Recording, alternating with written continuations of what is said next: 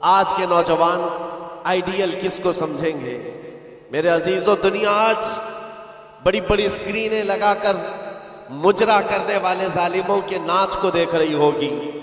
میں بتاؤں، ایسے ڈر کے ماحول میں، ایسے سراسیمگی کے وقت میں، جہاں لوگ چھوٹی سی افواہ پر بھی گھروں پر دب کے بیٹھے ہوئے ہیں، آج مسلمانوں میں خاص طور پر اتنا ڈرایا گیا ہے کہ لوگ سفر کرنا بھی چھوڑ رہے ہیں۔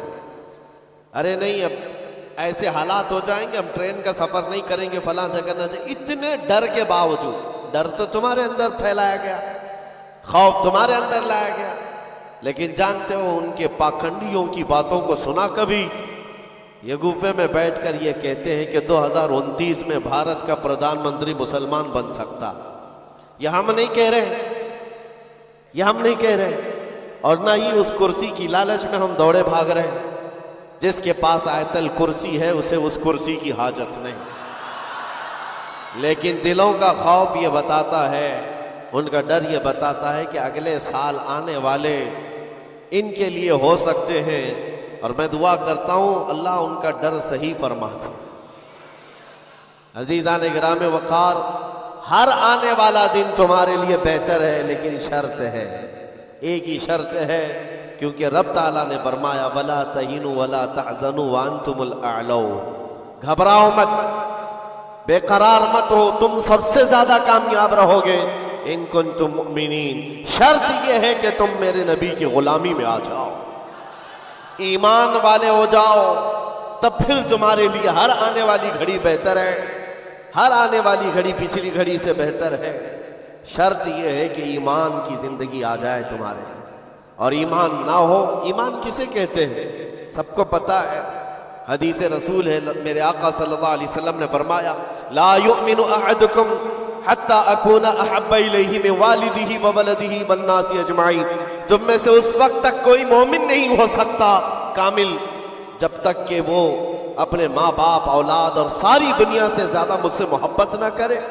دوسری حدیث ہے لا یؤمن احدکم حتی یکون ہواہ تبعا لما جئت بہ، حضور پاک صلی اللہ علیہ وسلم فرماتے ہیں تم میں سے اس وقت تک کوئی کامل مومن نہیں ہو سکتا جب تک کہ وہ اپنی خواہشات کو میری مرضی کے مطابق نہ بنائے۔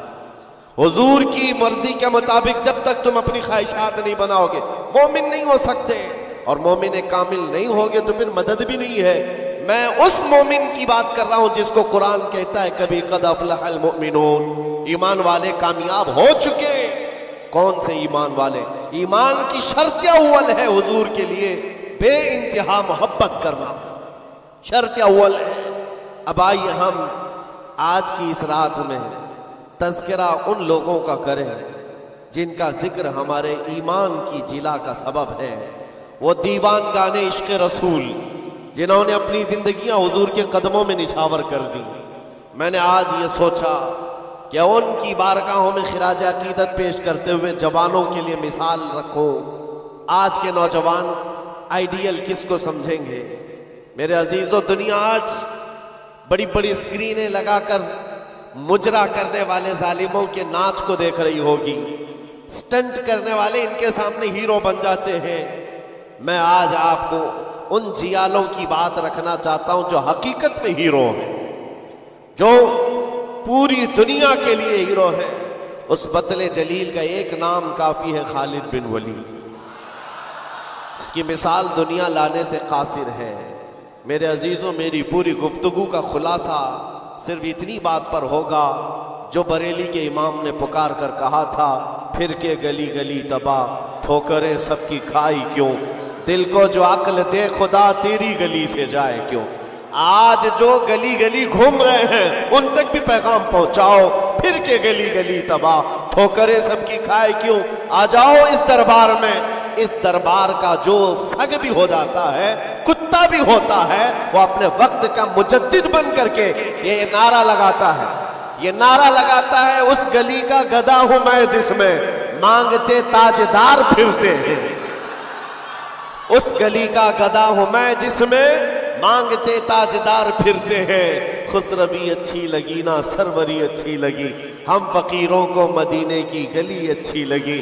حضور تاج الشریعہ بدر الطریقہ فرماتے ہیں بلہوس سن سیم و زر کی بندگی اچھی نہیں، ان کے در کی بھیک اچھی سروری اچھی نہیں۔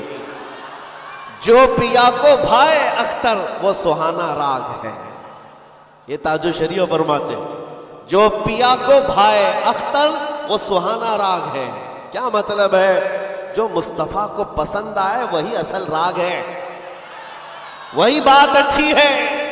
جو پیا کو بھائے اختر وہ سہانا راگ ہے، جس سے ناخوش ہو پیا وہ راگنی اچھی نہیں، جس سے ناخوش ہو پیا وہ راگنی اچھی نہیں۔ پیا حضور کے بارگاہ میں استعارتن کہا گیا ہے، حضور کو جو چیز ناپسند ہے وہ ہمارے لیے اچھی ہے ہی نہیں۔ یہی تو بریلی کا مزاج ہے، کہتے ہیں نا تاج الشریعہ رحمت اللہ تعالی علیہ کہ نبی سے ہو جو بیگانہ اسے دل سے جدا کر دے، پدر مادر برادر جان و مال ان پر فدا کر دے۔